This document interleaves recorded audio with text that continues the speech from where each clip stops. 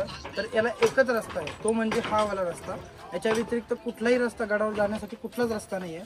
पूर्ण साईडनं याला कोरलेलं आहे. तुम्ही जर बघितलं ना पूर्ण कोरलेलं आहे. आणि खाली जे तलाव आहे हा जो आहे ना चारी बाजूने पाणी याला कुठूनही ॲक्सेस नाही वरती जाण्यासाठी.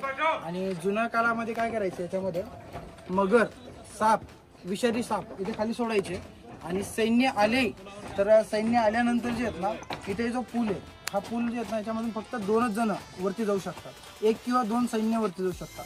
बट तेव्हा काय करायचे, हा पूल जो आहे ना सैन्याचा हल्ला झाला की लगेच वरती करायचे. वरती केला म्हणजे त्यांना ॲक्सेस कुठूनच नसायचं, कारण की हा एकमेव दरवाजा होता त्यांना वरती जाण्यासाठी. पूर्ण जर खाली पडले की डायरेक्ट मगर आणि त्याच्यानंतर साप असायचे. त्यांचा अर्धा जीव इथेच जायचा. त्यानंतर जरी इथून पुढे गेले कसे मसे तर इथून पुढे अजून बाकीची माहिती आपण पुढे घेऊ.